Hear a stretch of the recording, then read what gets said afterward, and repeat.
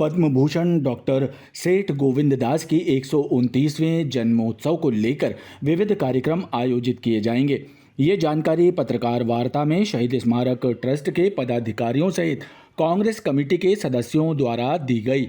पदाधिकारियों का कहना है कि 16 अक्टूबर को सेठ गोविंद दास की 129वीं जयंती के मौके पर वरिष्ठ समाज सेवियों के सम्मान के साथ सेठ गोविंद दास पर आधारित एक लघु फिल्म का प्रदर्शन भी शहीद स्मारक प्रेक्षागृह में किया जाएगा।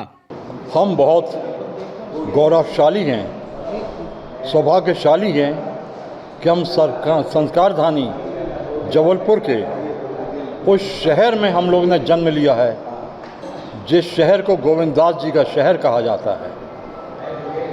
हिंदी के गानी थे वो। आज भी लोग वाकया सुनाते हैं कि हिंदी के समर्थन में, गौहत्या के विरोध में उन्होंने संसद पे अपनी मुखर आवाज़ उठाई थी और वो मुखर आवाज़ जो थी नेहरू जी तक ने उसको उस समय काफ़ी तजब्बुत दी गई और नेहरू जी ने जब उन्हें केंद्रीय मंत्रिमंडल में सम्मिलित होने का प्रस्ताव दिया तो बड़ी विनम्रतापूर्वक गोविंद दास जी ने कहा, जब तक हिंदी को राष्ट्रभाषा नहीं बनाया जाएगा, जब तक गोवध हत्या के विरोध में कोई कानून पारित नहीं होगा, तब तक मैं एक साधारण सांसद के नाते ही देश, समाज, संस्कृति और साहित्य की सेवा करता रहूँगा। और वो आजीवन इसी पे अडिग रहे।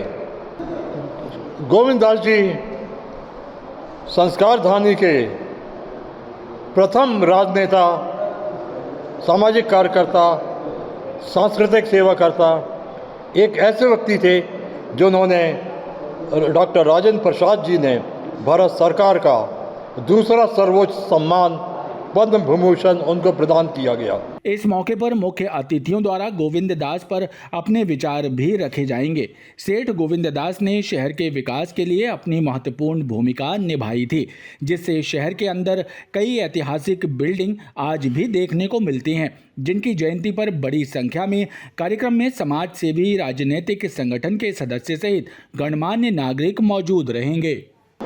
डॉक्टर गौतम चटर्जी जिन्होंने पहले भी कई फिल्में बनाई हैं, लेकिन गोविंद दास जी से वो इसलिए प्रभावित हुए कि एक यात्रा के दौरान उनको एक मैगज़ीन दी गई जो उनके व्याख्यान से पहले दी गई, जिसको वो पलट रहे थे तो उसमें मदन मोहन मालवीय जी ने एक अपना लिखा था और जिसमें ये था कि उन्होंने सेठ गोविंद दास जी से ये कहा था कि देखो गोविंद, हर कोई लाइमलाइट में आना चाहता है, लेकिन लाइमलाइट में आने से पहले वो ये भूल जाता है कि जब लाइमलाइट में वो आएगा तो वो जैसा वो लाइट उसको वैसा ही दिखाएगी।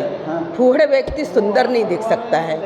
तो ये बात डॉक्टर गौतम चटर्जी को बहुत प्रभावित की कि मालवीय जी अगर पर्सनली किसी से ये बात कह रहे हैं तो वो व्यक्ति कितना बड़ा होगा। ये सोच के उन्होंने गोविंद दास जी पे पढ़ना शुरू किया। जो किताब उन्हें दी गई थी वो सेठ गोविंद दास जी की लिखी हुई किताब है स्मृति कण।